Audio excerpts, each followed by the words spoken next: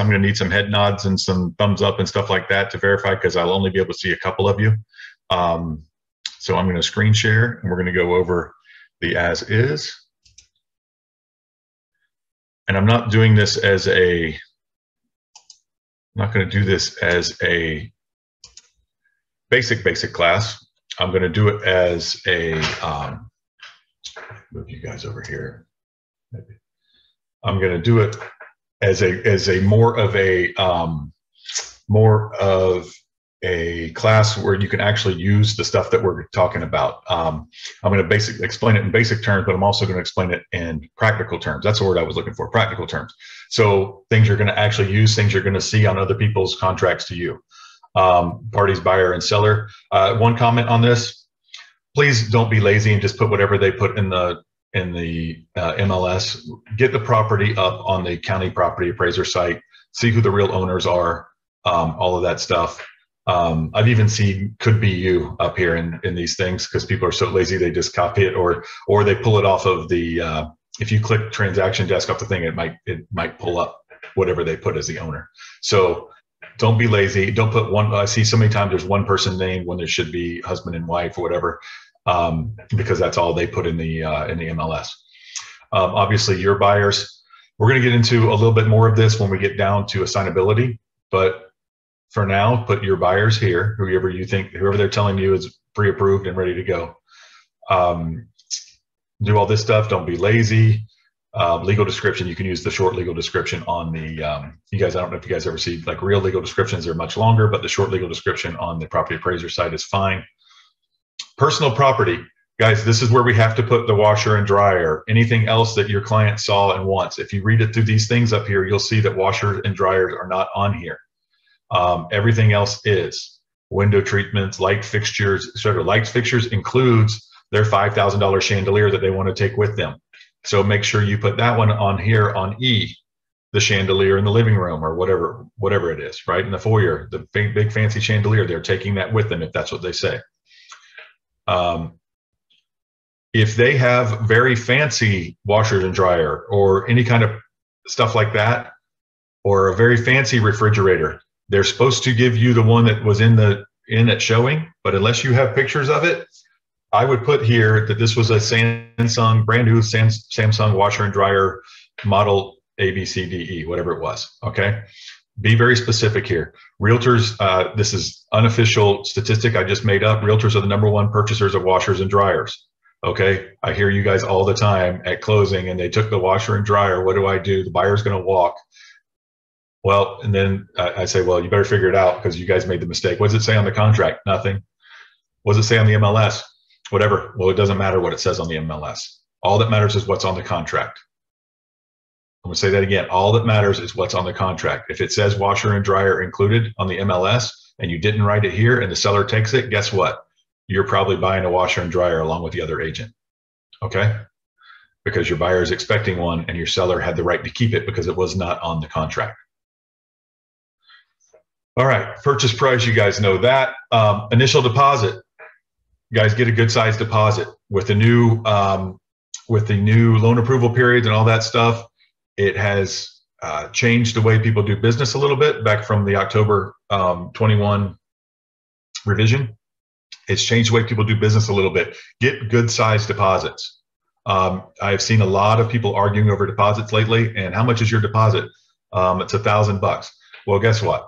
It's not worth fighting for. You might as well split it, even if your client's 100% right, because by the time that the title company does the interpleader, you're going to be out $600 in court costs, and you guys are going to be arguing over the other $400. So take your 500, give them 500, and get out of here, even if they're wrong. And guys, if your person's in the wrong, ask for that too. Ask for the 500, ask for the split, whatever. Even if it's 2,000 or 3,000, guys, get a good size deposit. If you're the listing agent, if you're the buyer's agent, obviously try to keep it down. But listen, if you're a listing agent, you want to see a good size deposit here. They never really accompany offer. So if left blank, neither box is checked, then option 2 within the 3 days. That's what you guys always do because nobody ever fills this part out, right? Escrow agent name. I want to be very clear with this so you guys don't get in big fights about this before anything matters. the deposit is made and delivered to the escrow agent. This is not necessarily the title company that's going to be used. Okay. So if there's not one in MLS and you write one here, you should always write one here. Write your favorite title company here if you're the buyer's agent and there's not one in the MLS telling you where to do it. Or you can ask the listing agent if you've been talking to them. Write your company. Escrow is held here. You guys has anybody ever had a deal where escrow was held with one place and they had to transfer it over for the closing? Anybody? Raise a hand. I can really only see Tammy. So I don't know. There's Adul. Adul's had that. Yes. So that's that happens. It happens not that frequently, more frequently in commercial deals and stuff, but it happens. It's perfectly fine. They will move the money over. They will hold your money for free and then move it over to the other title company, especially if you have a relationship with the deposit holding agency. So, but obviously it's preferable to do it where the closing is going to be, but you can do it anywhere. Okay. Initial deposit. I don't see this very often in residential. It's very often in commercial. There's additional deposit after the due diligence period. Financing. Dollar amount or percentage. Put whichever one that you want to put here, but that's the one that's going to match what's on your pre-approval. And if you're a listing agent and you see this, make sure it matches what's on their pre-approval. Balance to close, that'll do the math for you automatically. Time for acceptance. Give people whatever you want, a day, 2 days, depends on what your situation is. If you ever need help with this individually, ask me what you should put, but typically it's a reasonable time. You know, if they're overseas, maybe give them an extra day or something like that. Depends on what you know about the buyer. Guys, you should talk to the listing agent before you submit a contract an offer in most cases. Closing. Make sure if you're on the buyer side that the lender has told you they can close within whatever time you're going to do, and then hopefully give them a few more days. This isn't like it was 6 months ago where I'd be telling you make that thing as short as you can to make sure you get the deal. Right now, it's getting back to a swinging toward a buyer's market, but it's getting back to about an even market now. I think that's what you guys are seeing. And a reasonable time period to close is 45, 55 days, right? Guys, if you're buying a rental property, or if someone is buying a rental property for you, a property with a tenant in it, you need to make sure they check this box. If not, when you send it to your client to be signed, put your little X in here, okay? Use your own little text box and put an X or a check in here.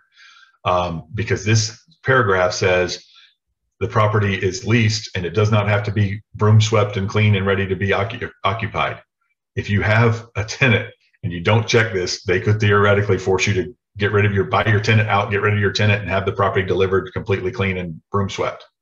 Okay, so that is not what you want if you are selling a leased property as an investment property, or if somebody it's leased, or if your seller is going to be staying in the property for a little while. Assignability. This is very important. Buyer may assign and thereby be released from any further liability under this contract. Do you guys know what kind of person would want that? Investor. A flipper. Yeah, they're trying to flip their contract. Are you doing your seller the best if you do this without telling them what's going on? You need to let them know what is going on with this if you see that one checked. That is someone who can back out with no further liability. Okay, so they're into these contracts and not really risking anything. May assign but not be released from liability under this contract. So you see wholesalers do this, by the way. That's what I'm telling you. Wholesalers and stuff will do this, may assign and thereby be released. You haven't seen a lot of that lately, but you will see more of it as it swings more toward a buyer's market. May assign but not be released from liability under this contract, or may not assign this contract. And if nothing is checked, the buyer may not assign this contract. Okay, so here's a couple of things. These two are the same. Even if it says may not assign this contract, a buyer can assign it. They just have to get the seller's permission. Okay, so you would do it by addendum at that point. So this does not mean the buyer can never assign the contract if they do this. It just means they need the seller's permission. So a seller, well, any of these, they can do that, but this one just means they may not do it without the seller's permission, which may be preferable I kind of like this one, may assign but not be released from liability. And the reason is we see so many times, I see it a lot more than you guys do, obviously, because you guys tell me when you have problems. So I see a lot of this stuff more than you guys do. But if up here on the buyers, they need to add mom to it so they can buy it, or they need to take the husband off because his credit's bad, or whatever they end up, whatever kind of stuff they end up coming with at the end. You guys have all had clients who want to buy something, but they're not sure if they're going to qualify the way that they want to put it under contract, etc. This allows them to move some names around and stuff like that.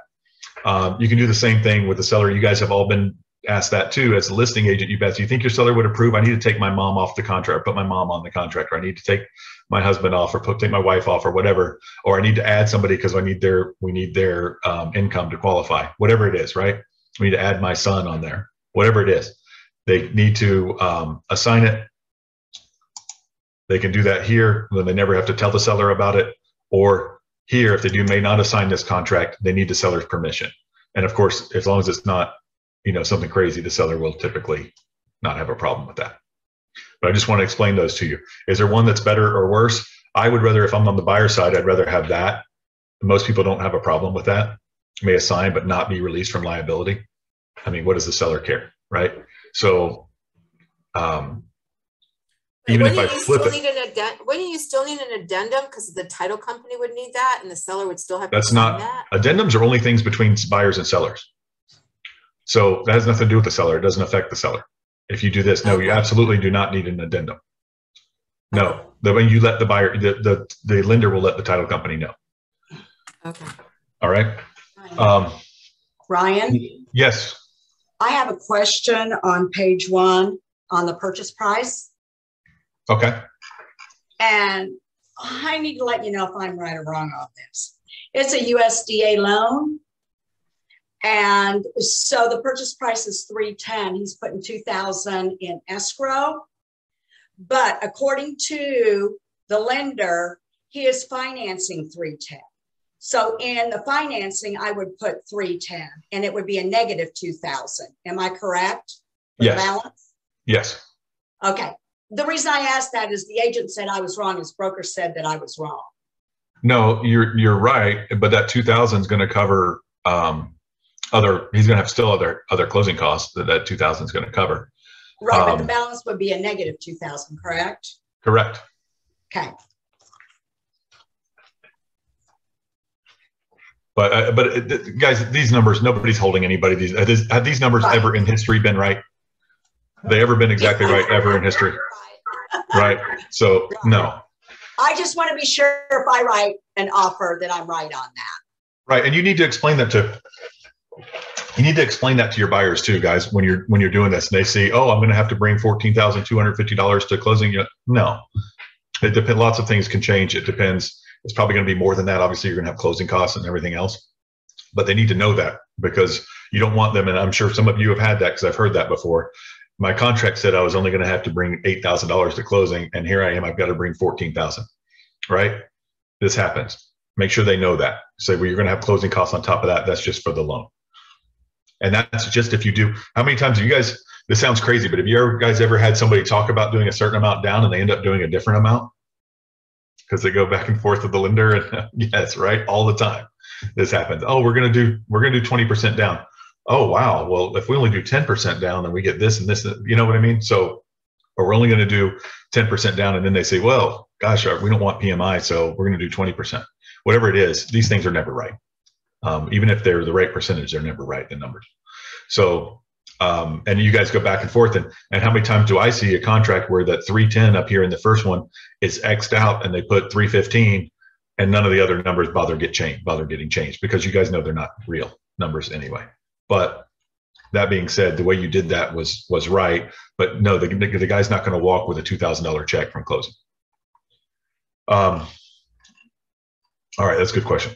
So where were we? We were at assignability. All right. Obviously, cash transaction with no finance contingent upon the guys. I've done classes on this financing contingency since this thing. I'm going to do it real quickly. 98% of the time, this is left blank. Sometimes people will ask for 35 or 40 days or 45 days or whatever if they think they've got some kind of wonky deal. Conventional FHA, VA, please make sure the right one is clicked. I saw one the other day with conventional and VA clicked. It's conventional or VA or FHA or other, like in that case, the USDA. Check one, fixed adjustable, whichever one it is, guys, check it. Don't leave blanks on here. For a term of 30 years, unless they're doing less. Oh, I want to see the rate not to exceed. If I'm on the buyer side, I'm going to put a lower rate here. The lowest one I think I'll get. If I'm on the seller side, I want to see the number that I saw on the loan approval period, or maybe even a tad higher. Because a buyer can get out of this if they put on here 5.25 and the rates shift between now and when they get their underwriting and their rate goes up to 5.375, they can get out for that. All right. Question. Yes. Right. I never really put that on there. Just because in the past I want them to accept the offer, but what is your take on this? Should people put the interest rate since it's so crazy right now? What do you want to see? What do you, if I am the listing agent, I either want to see a high interest rate or I want to see that left blank. If I'm the buyer's agent, the selling agent, I want to put in there the number that is on my pre-approval. Okay. Okay. All right. I've had a contract someone put in prevailing rate. Pardon me? I've had a contract submitted where they put in prevailing rate. Well, that's what it already says.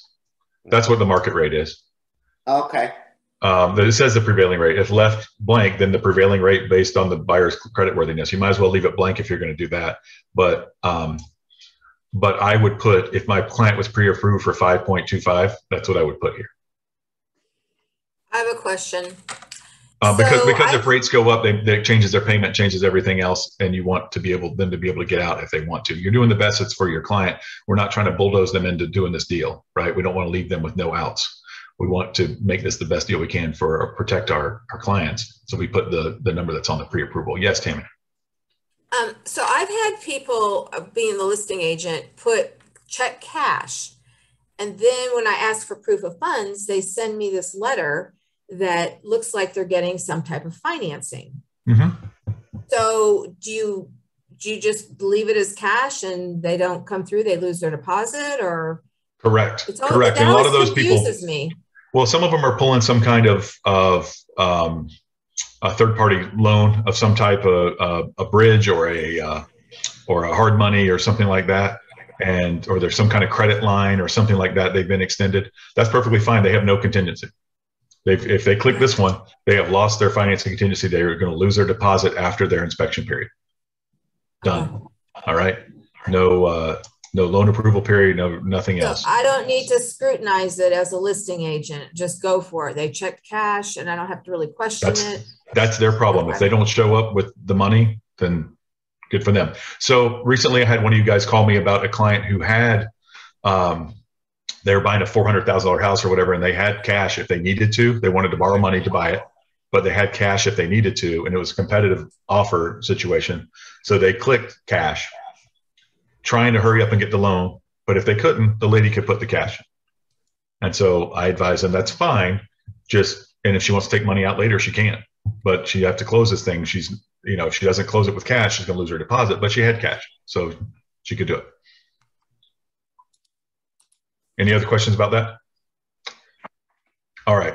So we're going to put on there whatever we're pre-approved for if we're on the buyer's side. On the seller side, don't be lazy. Check that you see numbers here, check them. Make sure that they fit. If you're on the listing agent, leaving it fine at prevailing rate is perfectly fine because that covers everything on the buyer's creditworthiness. But a lot of times you will see that we didn't lock the rate in time, or we needed an extension for some other reason and we didn't lock the rate and now the rate went up and they can't afford the payment. You guys have all had this. You've been on both sides of this.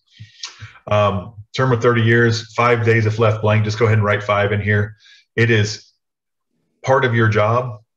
Guys, you make what's the median house price right now? Anybody know the median house price right now in Central Florida, Tampa, Orlando?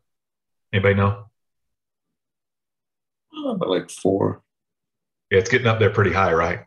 But if it's 400,000, I think it's a little lower than that. But if it's 400,000, just use that as an example.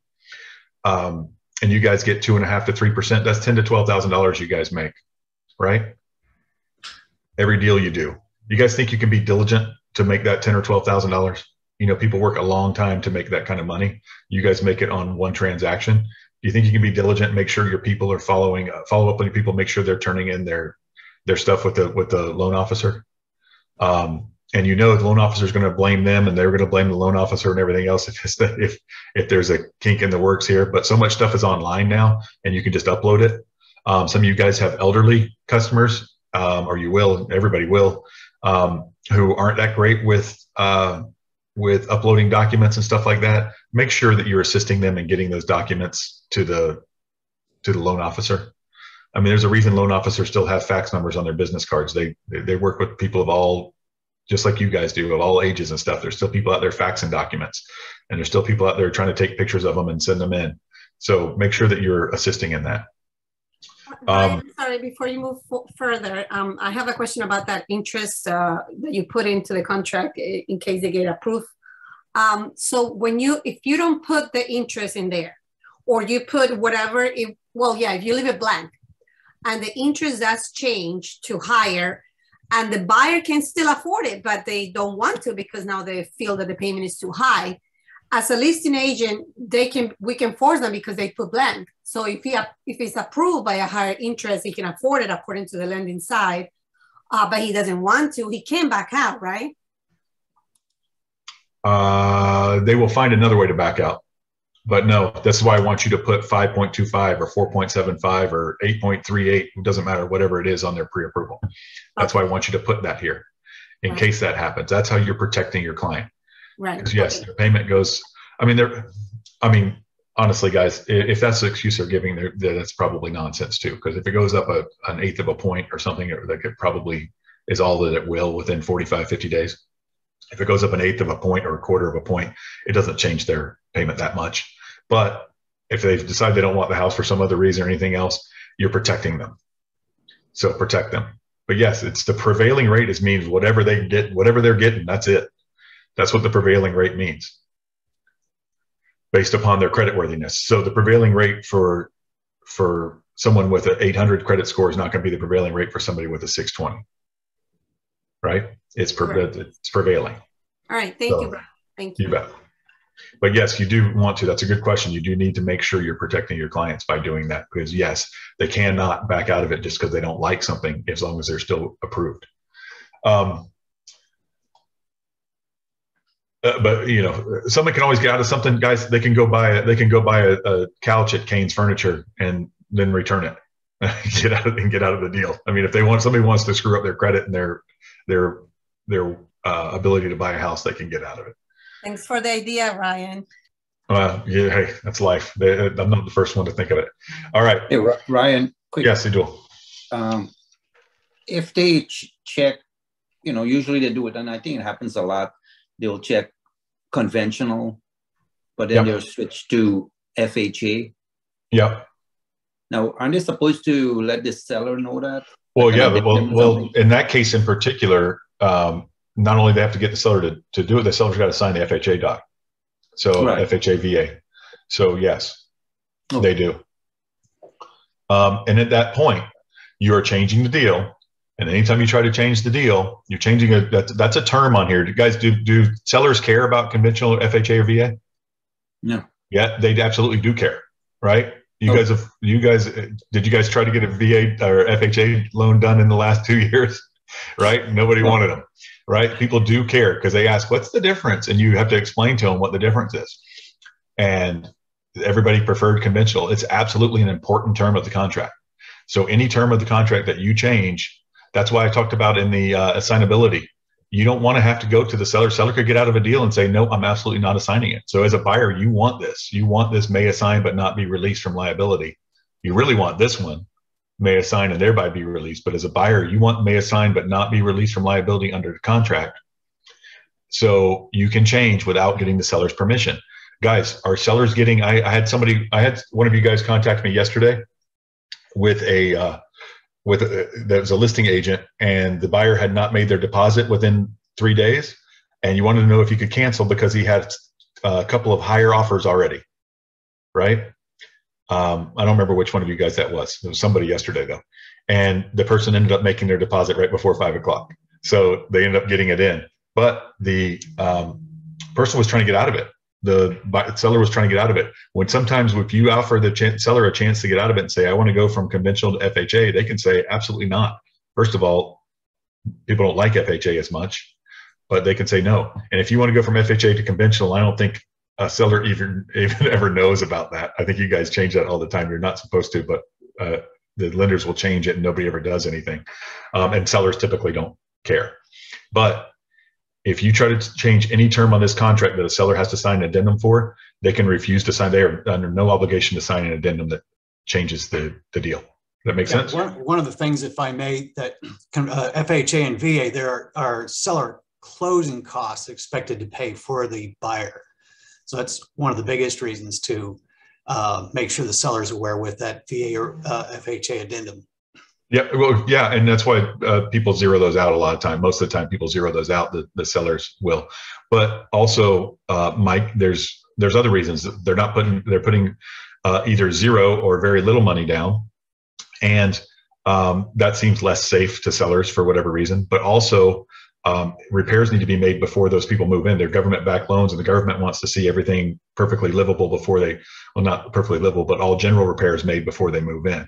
And you can fight over general repairs. You can fight over what's the word? Cosmetic repairs, all that kind of stuff. They're loosely defined. So there are lots of problems with FHA and VA. It's a whole different appraisal process. And once you get an FHA appraisal, if it's low, well, whether it's low or high, you're stuck with it for 6 months for any other FHA deal, et cetera. So there's lots of things about FHA. I can't just say, you tell me some general repairs need to be made. I can't just say, well, here's $4,000 at closing. You go knock yourself out. I have to actually make those repairs with a licensed contractor, et cetera. So there's lots of things FHA and VA that people don't like. So you change a deal, my seller has to approve that. And if they don't approve, you're out of luck, especially with the putting mom on or off the financing or getting rid of the husband on the financing or whatever things that will actually kill the deal. The seller can kill the deal by not approving that if it's not assignable, right? Okay. Okay. Any other questions on that part? Brian, can you repeat the assignable part again for me, please? Yeah, I'll do it briefly. May assign and thereby be released from any further liability. That's a favorite of wholesalers and people who want to flip the property. I don't like anything if I'm a listing agent that releases them from any further liability. So you could try this as a buyer. You're putting yourself behind the 8 ball with your trust right away with the seller. So I don't like that one. I like this one for both sides, actually, for anybody. I like this may assign but not be released from liability under the contract. Even if they try to give it to somebody else, they're still liable. And may not assign this contract. That is the favorite for sellers. They have to, if you do this one, they have to approve any assignment. If you try to assign it, it is assignable. It says may not assign. You can still assign it, but the seller has to approve it. Typically, if the seller's happy with the deal and there's no problem, he'll allow you to put names on or off. You guys have had people buy it under their names and change it to an LLC during that process, during the purchase process, right? Everybody's had that. Someone tries to buy something and then they say, you know what, I want to put it under my LLC. Whatever it is, that's fine. If you have this one, they can do that. If you have this one, they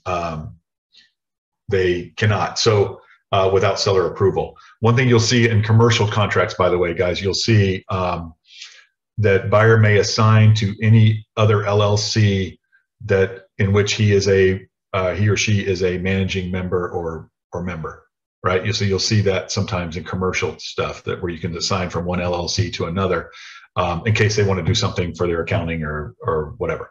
So I'm not going to get too much into that, but may assign and thereby be released. Typically that's wholesalers, people like that trying to flip the contract. May assign but not be released from liability. That could be anybody when they have to add someone or subtract someone for financing or whatever purposes, and may not assign this contract.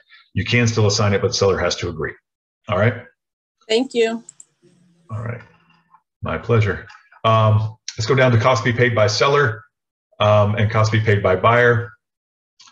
Cost to be paid by seller. This is all the ones you guys very rarely do anything here. Once in a while, you'll see something. As we get back into a buyer's market, guys, you're going to start seeing this very fine print because they're going to put 1,000 letters in here.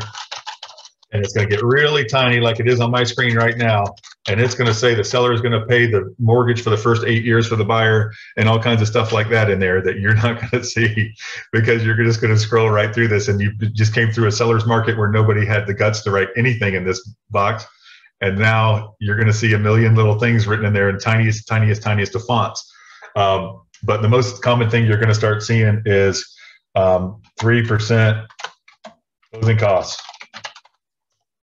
which is terrible language, terrible whatever, but you're going to start seeing that again soon. You watch and tell me when you do, because you're going to start seeing it.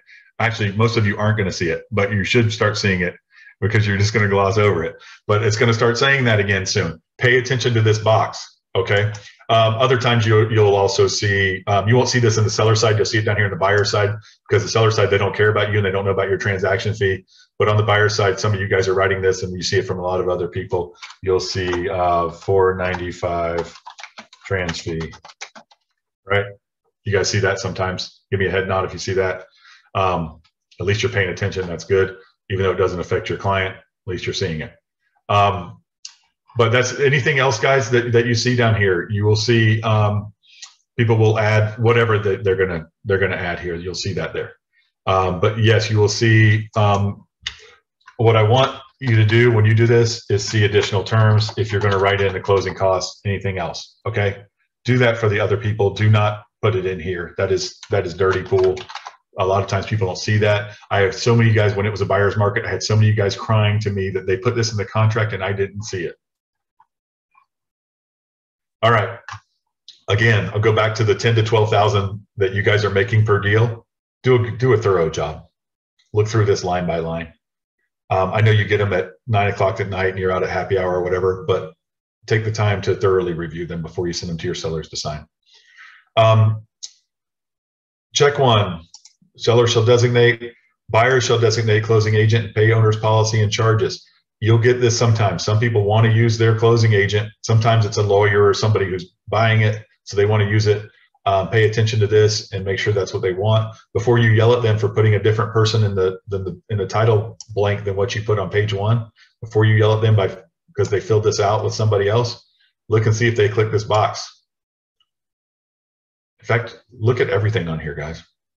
So look and make sure they didn't click this thing, because in that case, they are paying for the owner's policy and charges. Title insurance, guys, just to remind you, it's about just under $600 per 100,000, just so you can give your client a good idea. It's about $575. The lowest promulgated rate is what everybody charges, all the title companies charge. It's one of the few businesses where the government actually tells you how low you can charge. A lot of times they cap how high you can charge somebody for something. They actually tell you how low you can charge because they don't want title companies out there undercutting each other, because you can imagine how bad the service would get then. So get out there and make sure pay attention. So your seller's going to ask you, how much is it? When the buyers want to do their own, the seller's that's when they're really going to ask you, how much is it? And you tell them it's going to be about $575. $550 to $600 per 100,000 is the lowest promulgated rate. All right. Typically, though, this is what you're going to see. Different parts of the country, you're going to get a lot of people, if you guys haven't already, they're saying, no, the buyer pays for title insurance. It's their insurance, the buyer pays. Most places in the country, I want to say that is the case. It's the case in some parts of Florida, it's the case. Right. But here in the sound of my voice right now, it is not the case. All right. But go ahead and check that. Survey, home warranty. You're going to start seeing these again. Pay attention to this one too, guys. This one, they're going to start sneaking these in on you too, the home warranties. I have seen nothing but this. Actually, it's mostly left blank these days in the seller's market we just went through, but you're going to start seeing this. They never click it for the buyer. Of course, they can do that without you guys doing it, but sometime once in a while they will, because they want to have it come out of closing and out of financing. But typically it's going to be seller, and they're going to ask for that, and it's going to be not to exceed 500 or something like that. Pay attention to that, guys. Question, Ryan. I'm sorry. Yes. On the warranty, if I am as the agent helping the buyer for the warranty, is this what I put it on the buyer side, or just leave it blank and then do a separate thing? Or guys, only things on the contract are between you. I'm sorry, not you. Only things on the contract are between buyer and seller. This agreement, there is nowhere on this contract that you sign. You sign an FHA addendum because you're a party to making sure that goes through, but you are not a part of this contract. Your name's on at the bottom. You don't sign this contract. This is not an agreement between you and anybody. Any agreement between you and your client is between you guys. Okay? And you can do that. That's enforceable by email. If you email your client that you're going to buy them a home warranty, then guess what? You're buying them a home warranty. And if they take that to small claims, you're going to lose. And you are buying them a home warranty because that's between you guys and you told them you would. But this agreement is not between you and your client. So anything between you and your client, this is not where you don't put in additional terms. Florida Realty Investments is giving, $2,000 back to their client. Okay, you don't put that. That's not between. That has nothing to do with the other party. So only things on this contract. That's done on the CDA. That's done on the CDA. Well, you need that CDA. You need a commission contribution letter for that. But the agreement you have with them to do it is anything. It could be on a napkin. Doesn't matter. It's not part of this contract. It's none of the seller or buyer's. It's none of their business. Whoever the other party is. Okay. If you're the listing agent, it should be it's either on the listing agreement or it's something you agree to after. Like, look, I know this has been a pain. I'm going to give you $1,000 back. Or, look, I know the buyer or seller took the washer and dryer or whatever, right? So I'm going to give you this back. That's commission contribution letter. We actually write those and send them in for you. You let Michaela know what you need, and she'll take care of it. Special assessments. If you don't. Usually nobody checks these, but sellers shall pay installments due prior to closing, and buyers shall pay installments due after closing. They are disclosed on your HOA addendum. Make sure that you put it on your homeowners association addendum if there's any special assessments. Pay attention to that. Make sure you find that information out from your clients. This is very, very, very important. People get sued for this. That's a public body one. We went through that before. Inspection period. Why can a buyer back out during the inspection period? What is an acceptable reason? Anything. Correct. Who is it up to? The buyer. And buyer's sole discretion. Read line 263 and 264. Buyer's sole. If buyer determines in buyer's sole discretion the property is not acceptable to buyer, buyer may terminate this contract by delivering written notice of such election to seller prior to expiration of inspection period. Do you send your inspection report to the other party and say this is why we're canceling? No. Only if the buyers allow it. Yeah, I mean, if the buyer, first of all, the buyer would have to approve for you to do that. But second of all, there's no reason to. And if you're the listing agent, your buyer wants to walk. I don't want the inspection report because now I've got to report everything on there that's of material. That's material to the value of the property, right? Things I didn't even know. The inspector found that my seller didn't know and I didn't know. I don't want to know because now I've got to disclose absolutely everything. Hey, so, Ryan. Yes. I had one where they accepted the previous inspection and elected not to get a home inspection. Right. I had them sign a disclosure. Yes. On that we can't be held liable. Florida Realty Investments or Steve or I can't be held liable. Right. On that. I also found out that the home inspector cannot be held liable either because they didn't own that inspection report. Okay, good. I didn't know that. Yeah, you talked to me about the other of it. I didn't either, and the home inspector told me that. Okay, guys, listen to what she said. If you have that, you guys have all, those of you who've been around a while have had that happen before, where they accept someone else's inspection because they don't want to spend the money or take the time or whatever to do it, and that way they can do a 0 inspection period and have their offer look better. Make sure that you have it in writing that you recommended an inspection, that they get in their own inspection. Okay. And that they're holding us harmless, holding your brokerage harmless, and holding you harmless.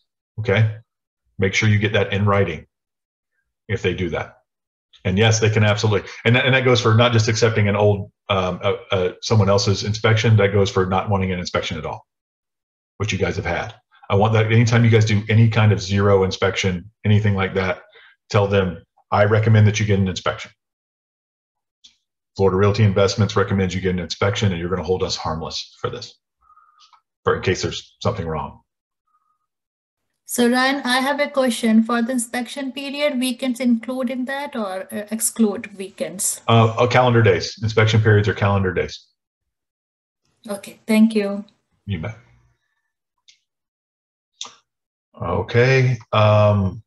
This is all, you guys, this is all the boilerplate stuff on here. Please don't just do this, read through it. Not every time you get a contract, read through it. But I do go through, anytime you guys ask me to review a contract for you, I go through and make sure there's no X outs or anything on here, because sometimes there will be crazy stuff like that. So when I do, this is about how I go through, when someone gives me one about this fast is how I go through this part.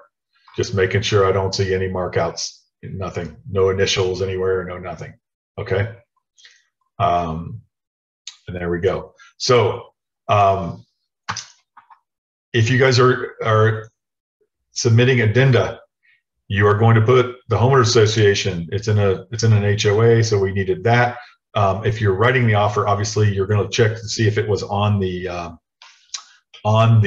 attachments for the MLS. If it is not, you're going to ask them for that. You're going to ask them for that and the seller's disclosure, right? Which is not on here. Any kind of anything else that you're submitting with this. If you're submitting the FHA VA, if you submitted an appraisal contingency, whatever you guys are submitting here. I see you guys doing defective drywall and stuff like that. I'm not sure why, but that's fine. Lead paint, obviously that's required.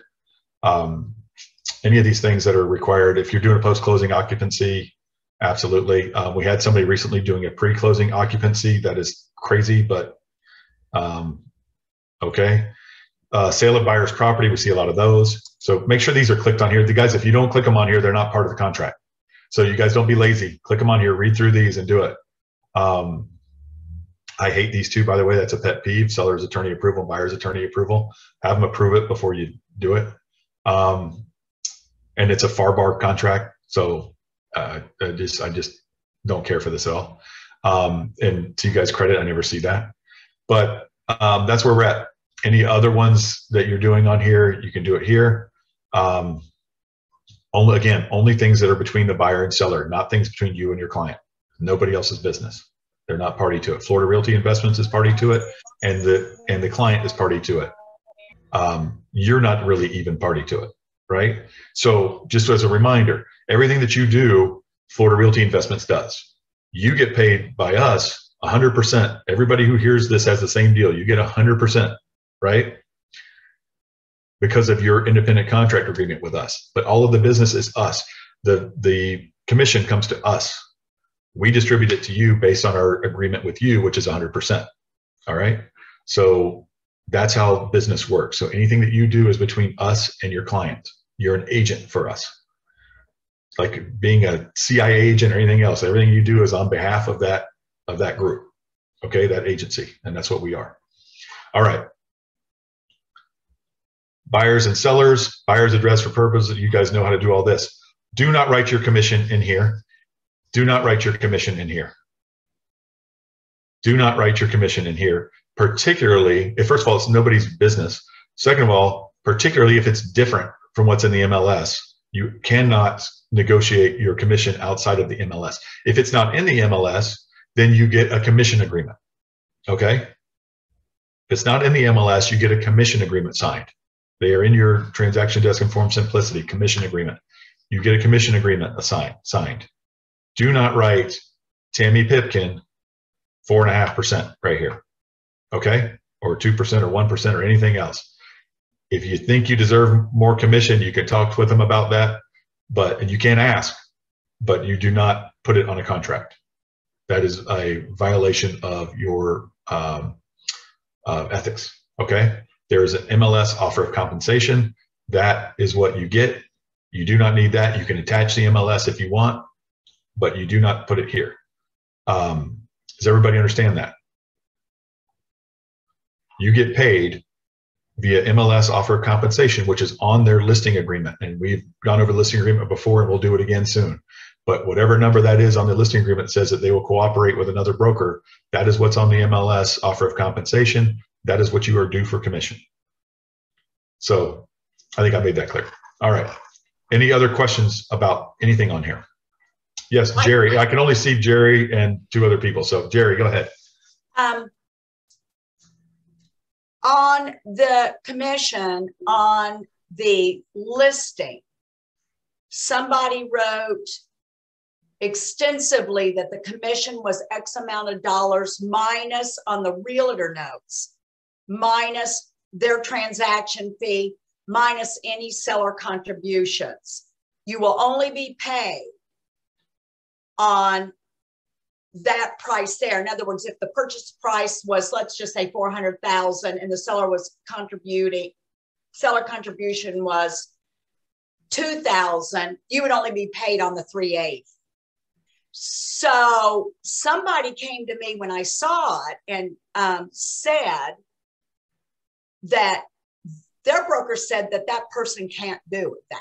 Put it in the realtor remarks of the MLS listing agreement. The MLS on the MLS, the broker synopsis on the realtor remarks, right?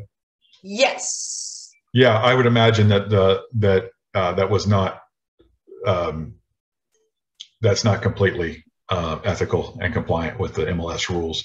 I'd be interested to hear if they got anything for that. If they got any kind of compliance problem with that. But yeah, that's not where commission is determined. It's determined in the 3%. If they did 3% minus 295, then yeah, that you pay that. That's what they're offering you. But the pluses and minuses and all that stuff in the realtor remarks, I don't think that's legal. Okay, I just wanted to verify it with you because I live in Kings Ridge, and it was a Kings Ridge agent that did that doesn't live here, and so one of the Kings Ridge agents called me and said, hey, my broker said they can't do that. And I'm like, I don't know anything about it. Yeah, I don't think they can. Okay. I mean, you can have bonuses and stuff like that, but I don't think that they can do all of that. That's not what's written in the realtor remarks does not supersede what's in the commission blanks. Okay. Thank you for clarifying that. Any other questions? I have a question, Ryan. If we are talking and we are learned that anything in the contract, right, is between seller and buyer, correct? Mm-hmm. Even in the MLS information is really, so how is it that some of the agents are doing that fee, to charge towards the other agent if whatever is on the contract is between seller and buyer? Isn't that like kind of illegal to do? Because they can't really ask you for a fee that's not, between, what I'm saying, like between seller and buyer, not between agents. So how is that possible that some agents get away with that and charge their fee, their brokerage fee to other agents? How is that even allowed? You can absolutely charge your fee to other agents. You can absolutely charge your fee to other agents if it's on the MLS. And they're not really charging your fee. They're just saying 3% minus 295. That's what's coming out of their side. They can do that on the MLS. You can do 3%. They don't have to have a reason. That whole their fee thing is nothing. It's just being cheap, and it's just trying to keep extra money. It's not going directly to pay their fee. Okay? They're just keeping that money. They're going to pay the fee, and they're just keeping that money. Or they're charging their client the fee, and they're keeping the difference. Whatever it is. They're just being cheap because it was a seller's market. That stuff's going away. You guys aren't going to be complaining about that in 6 months.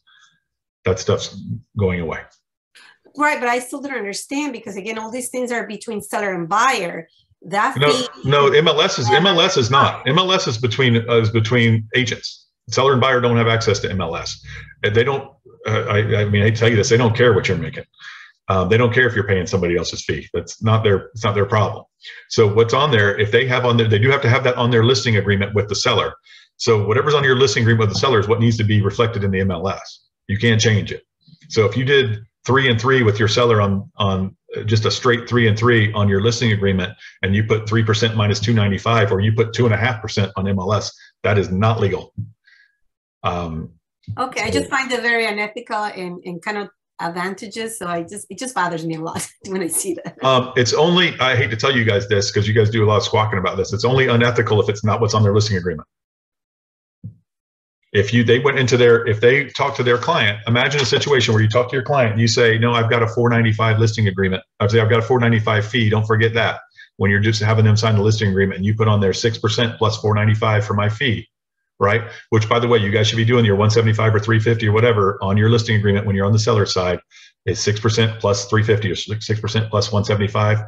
That's my transaction fee with my broker, right?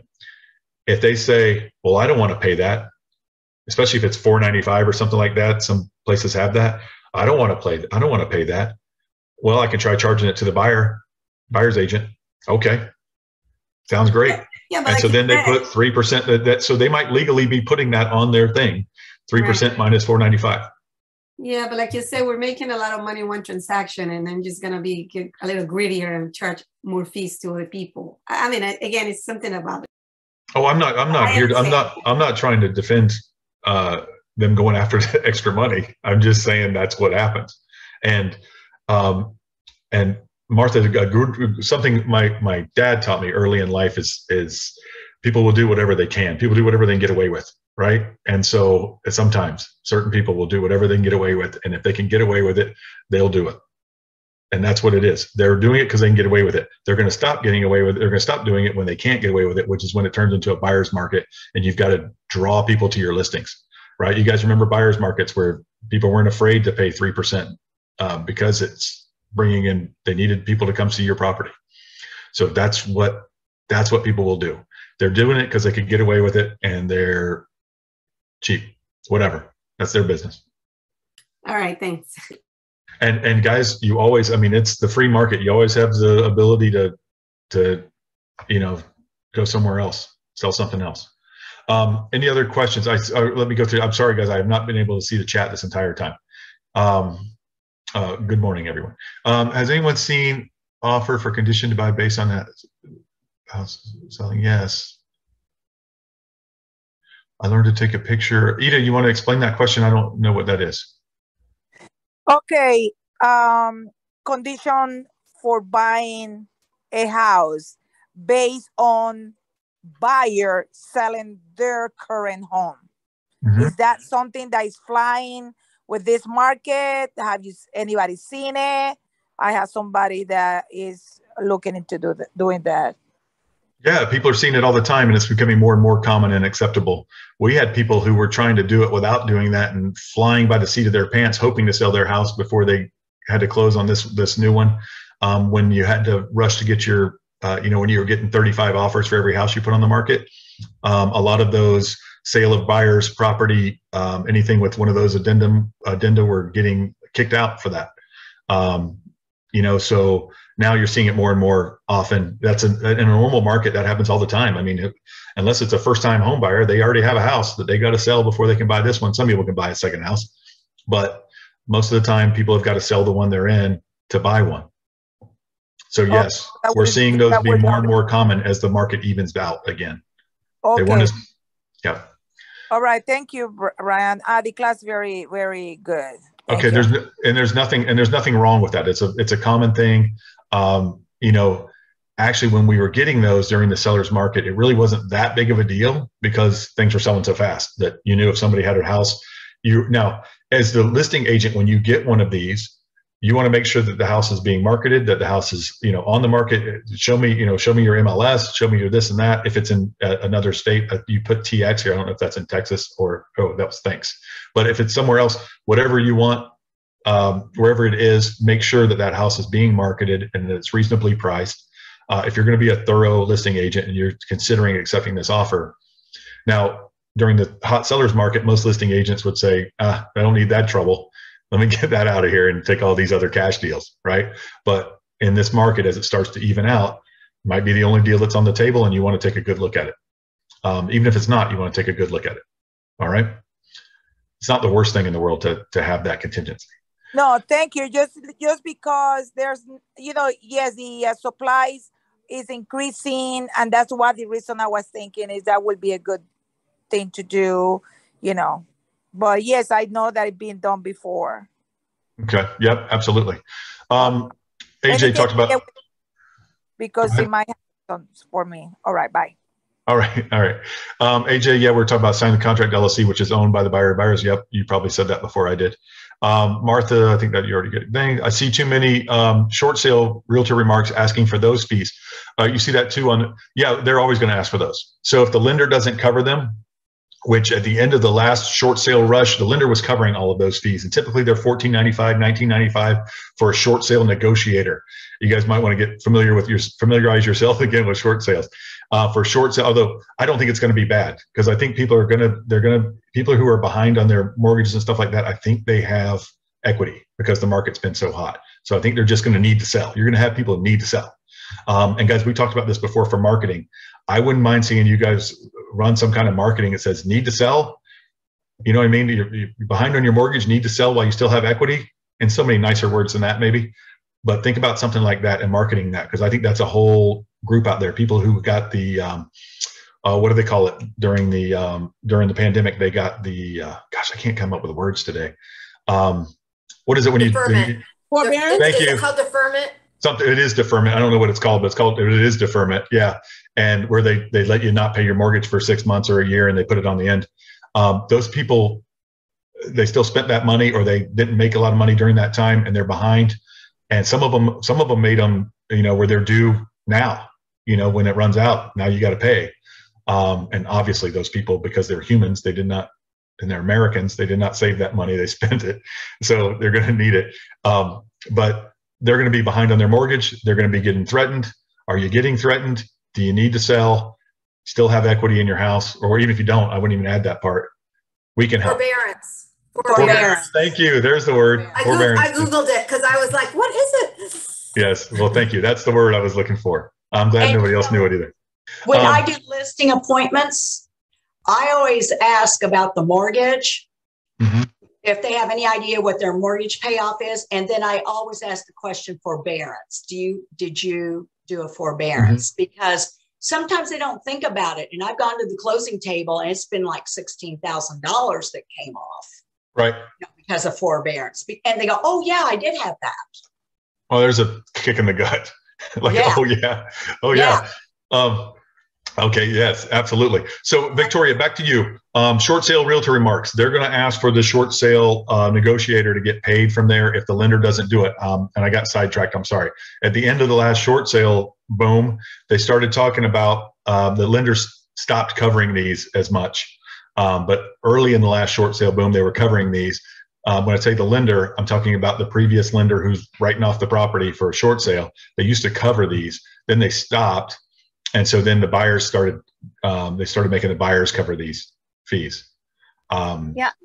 And I've also seen if if the buyers negotiate anything off of the purchase price or anything off, then that will be taken off of our commission. I've seen that. They're going to, well, all they're saying it's not just your commission.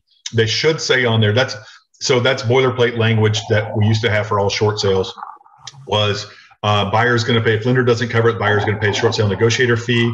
And the other thing was if price gets lowered, the commission will get lowered proportionally. That's not just the buyer's, that was everybody's commission.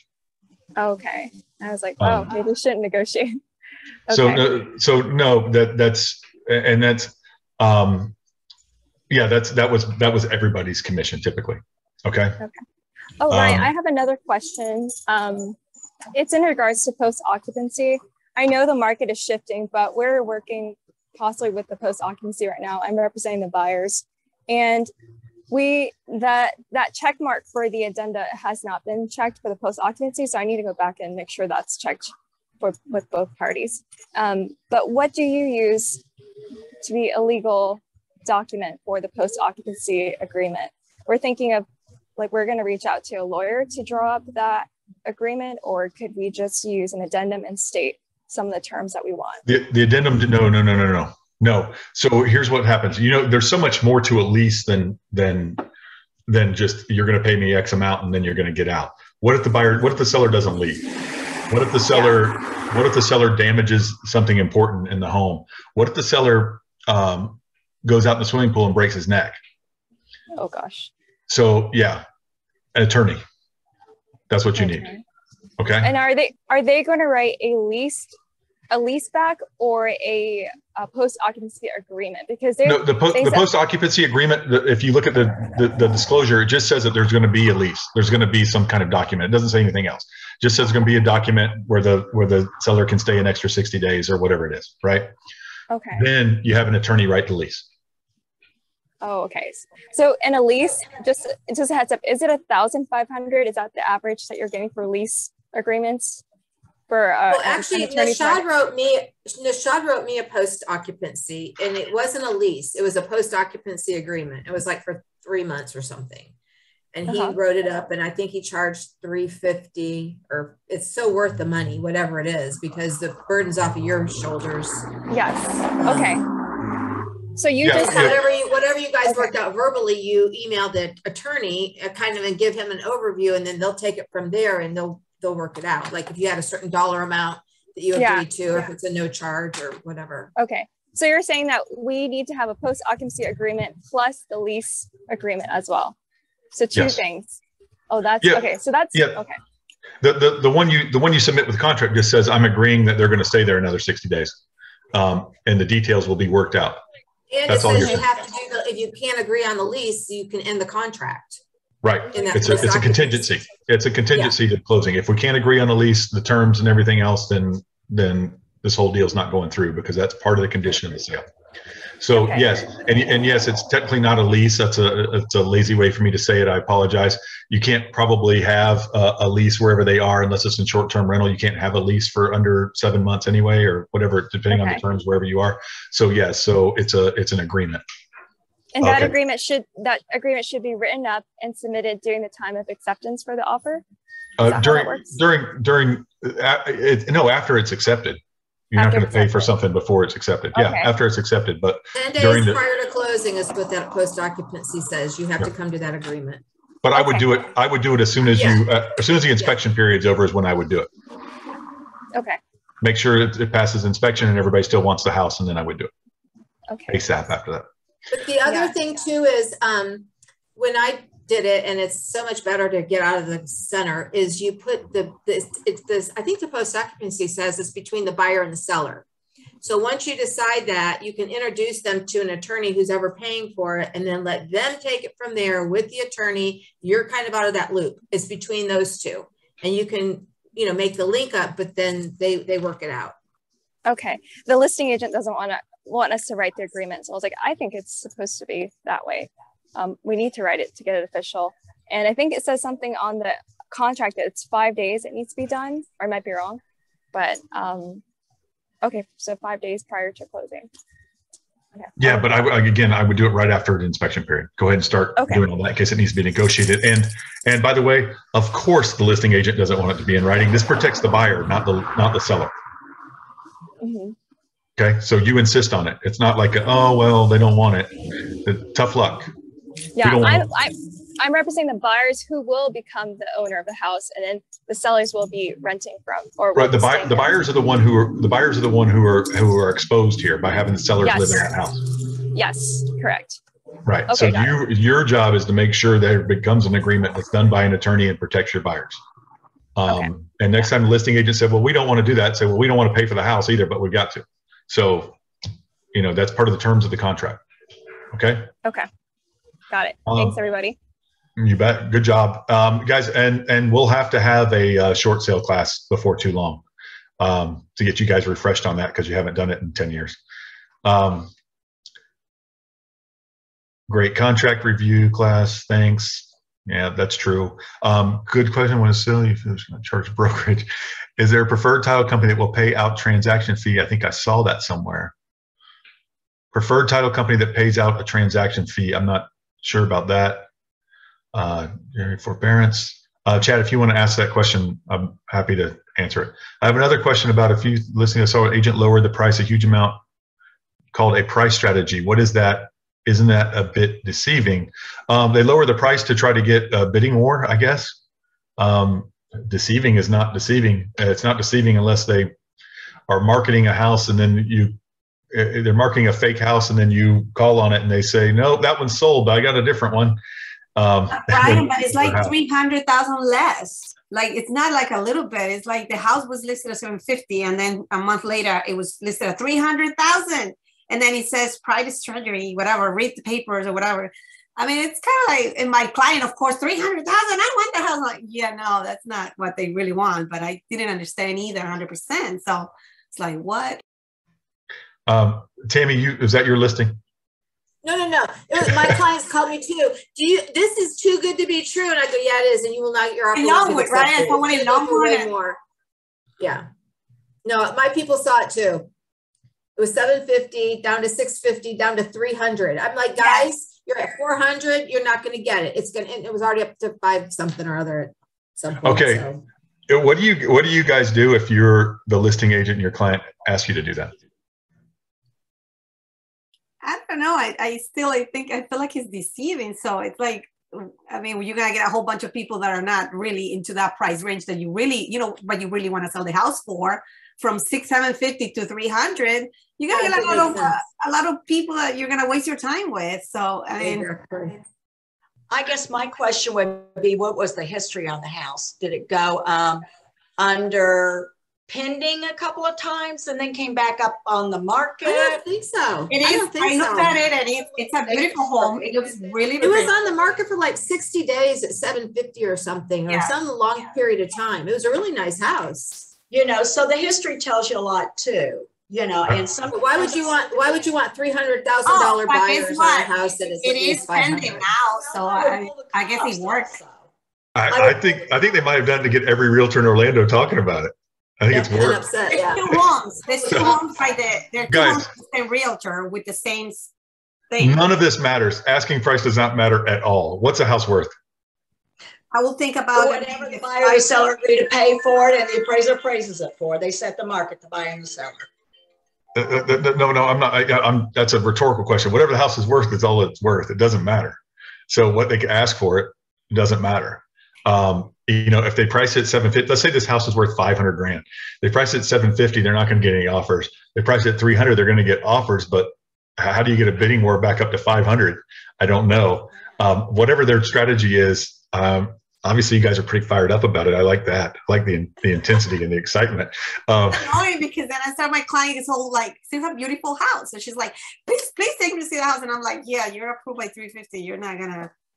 Just show her where this idiot is saying that. Sorry, this agent is saying that it's a price. Every buyer thinks they might have a chance. It's like, oh, but we might have a chance. I'm like, you're not going to have a chance. Sorry, you're not. All right. Well. That's giving all these buyers. Well, why can't we find another one like that for 300?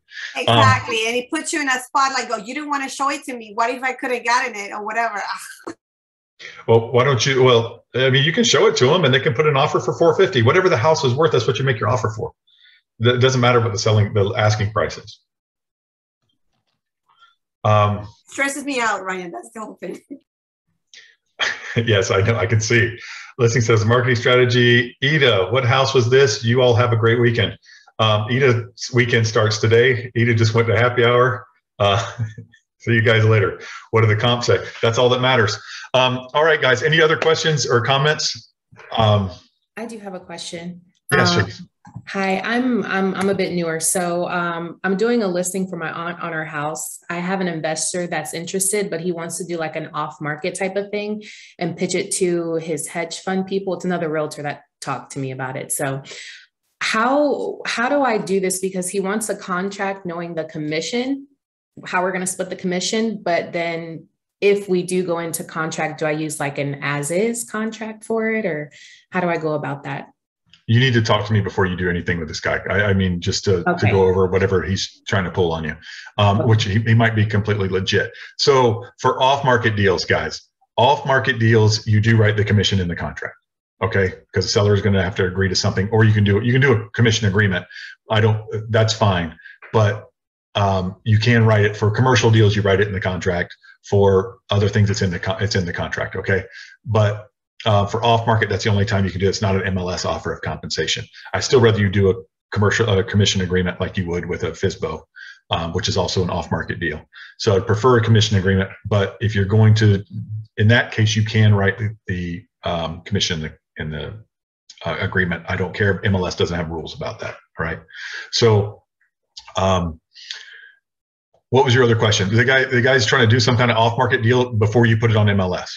Yeah, so pretty much he sold, it's a realtor that knows other hedge fund. He has people, I guess. So he sold a house next door to my aunt. And so he came over and was like, hey, do you want to sell your house? And my aunt wants me to represent her. And now he's like, well, I'm thinking the house can be, I can pitch it to my hedge fund people for like a certain price, but you know, I would want like, I usually do 4% commission. So I would have to look over the contract before I pitch it to them. And he's kind of giving me a runaround, but I just wanted to be prepared just in case. I'm going to go with what everybody in this room is thinking. This is a 99% chance deal that this is not the best deal for your aunt. Okay. Right. List it. I will walk on tiptoes and start running towards Ryan. Okay, when you guys meet with somebody, how do you justify your commission? How do you tell them what do you say the value that you bring? Obviously, we market properties, right? We get a property. Why do they need a realtor instead of a FSBO?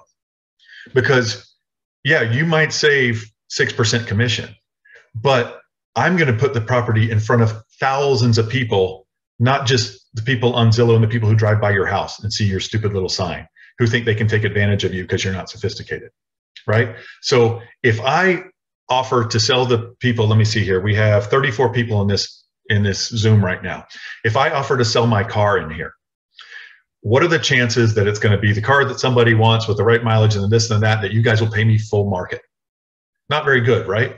I might get an offer from some of you guys, might throw something at me. You know, I could use that, right? You might throw something at me, but I'm going to get a lot more money if I put it on autotrader.com and all these other websites, right? Cars, if I put it on something, I'm going to get a lot more offers. I'm going to get it in front of people who are actually searching for my exact model and year and everything else, right? I'm going to get better off. I'm going to get market value for it. I'm not going to get market value in this room, most likely. I mean, there's a 1 in 1,000 chance I'm going to get market value in this room, but I'm going to get market value by putting it in the market, right? Your aunt is going to get a lot more eyeballs on it, a lot more people who want that exact house, maybe even have driven by that house before and say, oh, I hope that goes up for sale one day, whatever, right? They're going to get a lot more people. They're going to get people from New York and California and Michigan and everywhere who want to move to Florida so bad they'll pay any kind of decent market value for something, right? That's going to get exposed to all of them, all over the world, as opposed to this off-market deal. The reason buyers want off-market deals is because they can get a deal on them, right? Because it hasn't been looked at. It's not getting to everyone. It's only getting to those people. So I'm going to get a lot more for my car if I put it on the internet than if I put it in my yard with a sign on it, than if I just tell you 34 people about it and hope for the best, right? So there's different levels of exposure I'm going to give my car. That's what you tell your people. That's why FSBOs need to come to you. Am I going to get 6% more for that guy's house, plus all the other things that we do for them? For a FSBO, I can probably get 6% more than somebody driving by their house is going to knock on their door and offer them. Okay, so make sure that you talk about that stuff.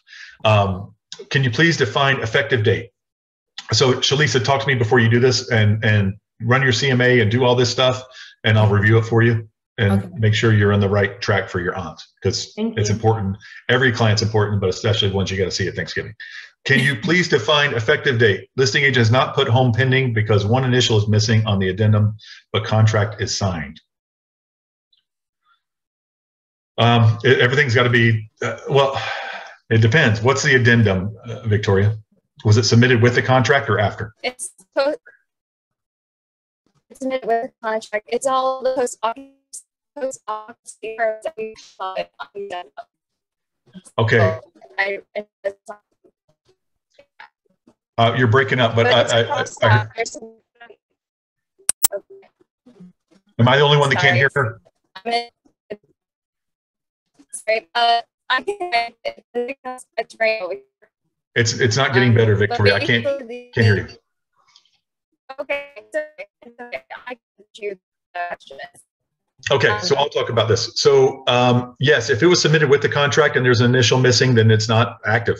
It's not, sorry, it's not effective. It's not effective until everything that's submitted with the contract is initialed and signed. So when is the effective date is a great question also. If if you give me okay, someone submits me a contract, okay, Edul sends me a contract. I'm the listing agent, he's the buyer's agent. He sends me a contract, an offer. Sorry, he then sends me an offer signed by his client. My client is going to accept it. My client accepts it and sends it back to me at 11:40 at night while I'm sleeping, okay? Early night. So I'm sleeping, right? 11:40 at night, I get Edul's email. I see it the next morning. I'm sorry, I got his offer. I sent my client signed it at 11:40. I got it back, right? I got it back at 11:40. I sent it to Edul at 8 o'clock the next morning. Congratulations, I sent it to the title company, sent it to Edul. We've got a deal. We got an effective deal. What is my effective date? Was it when I got it back signed by my clients and I told Edul, what if I told Edul we got a contract? What if they sent it to me at 10 o'clock and I text Edul before I went to bed, we got a contract, they sent it back. When's my effective date? Is it the night that I got the contract back from my seller, or is it the next morning when I sent it to Edul? Next morning. What if I sent it to Edul, but I didn't send it to title until the following day? When's my effective date? I think it's when you send it to the agent. Yeah. It's when I sent it to Edul. It's when Edul got it back. Okay. What if Edul did some day drinking and didn't send it to his client, didn't even let his client know till the following day? When's the effective date? Day that he got it. The day I sent it to Edul. Okay. The day Edul got it back from me, because Edul represents his client, his brokerage is doing the business, represents his client. The day Edul got it from me is when it's effective. Okay. That's day 0 though. Day 1 is the following day. When you start doing 3 days for escrow and stuff like that, day 1 is the following day. For every other purpose, day 1 is the following day. Day 0 is the day it started. Because I could get it back to Edul at 11:50 that night. What if I got it at 11:40 and I just forwarded it to Edul? Congratulations, we got it signed back. I'm laying in my bed. I did it on my cell phone. Congrats, Edul, we got a deal. Let's close this thing. That is now day 0. And 10 minutes later is day 1. All right? Everybody got that? That is the effective date. Do all changes contract as initial by all parties before contract becomes effective? That's what you were trying to ask, Victoria. That's only in the case that they were submitted with the contract. Submitted with the contract, with the offer. Okay? For example, I might have to change names later. I might have to assign it later to, add my mom on the contract because I need her income. That's not a new effective date. Obviously, that's the idea of an addendum. It can be added at any time. It's a change to the contract. Obviously, that's not all done upfront. So only if it's submitted as part of the original contract, if it's submitted with the contract. Okay. Right. Also, every change that's made, every initial that's done by one party has to be initialed by the other party. Yes, go ahead.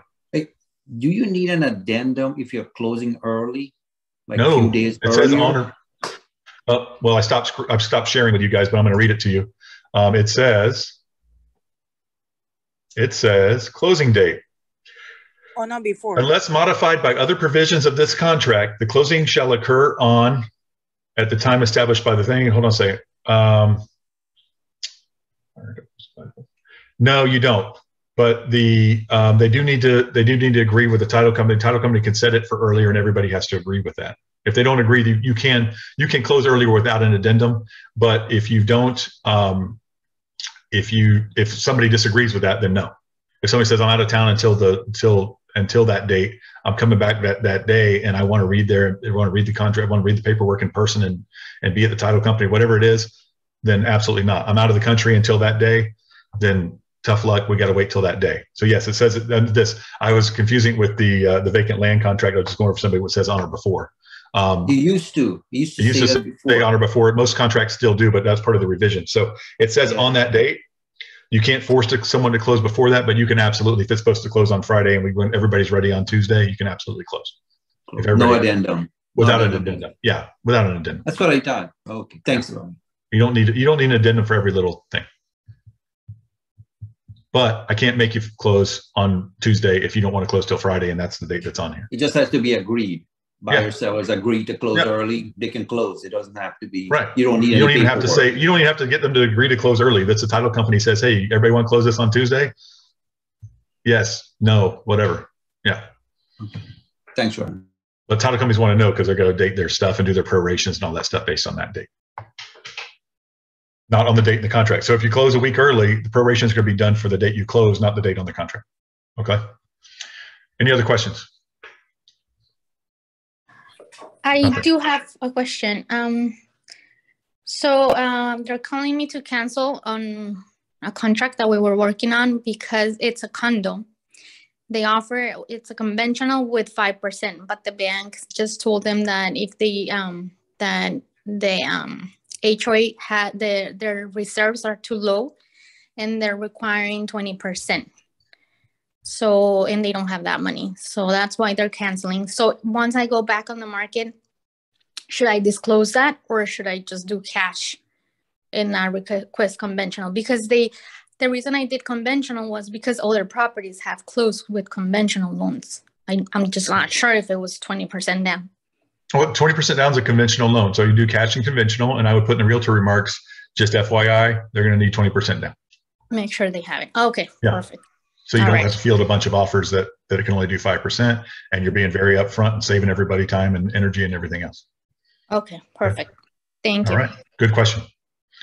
Not a big deal. You'll be fine there. You should get that property sold. Obviously not as easily as it would have, but you'll get it sold. Okay, perfect. Thank you. All right. You bet. Any other questions or comments? Please turn your phones off during the meeting. Thank you very much, everybody, for everything. You guys were awesome. Great class. If you have any needs or anything, just let me know. And Lizette, do you have anything for your crypto stuff? You look like you're dying to tell us. Let's hear it. No, you don't? I actually placed it in the FRI page. There is a webinar going on today when it comes to blockchain and title. 4 o'clock. An escrow of 4 o'clock, right? All right. Awesome. You guys check it out. It's on our FRI group page. If you're not on that, contact Jari, which I'm going to put her, why is this not working? I'm going to put her in the chat, her email. If you need anything, some of you guys don't know about the YouTube page. You guys don't know about whatever. If you want to get signed up for, I'm having a hard time seeing this. If you want to get signed up for, there it is, that's right. If you want to get signed up for UpCity or Prime Street, contact her as well, Jari, and she will help you. Get you signed up on the FBI or the FRI agents group or whatever it is. Any other questions? So yeah, check out that crypto stuff, guys. Any other questions? I wanted to share. This is Ida.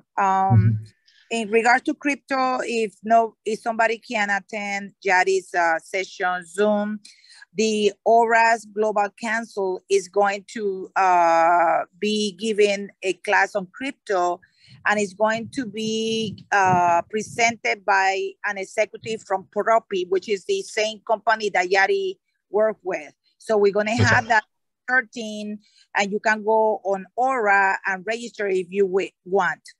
Also, on the 22nd, there is an event for the National Association of Hispanics at the Azalea Lodge. We are going to have a representative from the Economic Partnership for Orlando. But, things to eat and drink, realtors events cannot have nothing to drink or to eat. So you all are invited, and you have any information, just let me know. Okay, I'm letting you know right now. Put it on the FRI agents group so we can all link it from there. All right, thank you, dear. Bye. And thank you for sharing that with us. Okay. And yes, and so the event is Liz's, not Jari's. Jari is our marketing coordinator, but the event is Liz's today at 4 o'clock with Propi. All right. Any other questions or comments? Awesome. We'll see you guys next week. Keep up the great work. Everybody's doing awesome. Proud of you guys. Another. It was a so-so month last month, but it looks like another big month this month. You guys are doing great. Keep up the good work. Bye, everybody.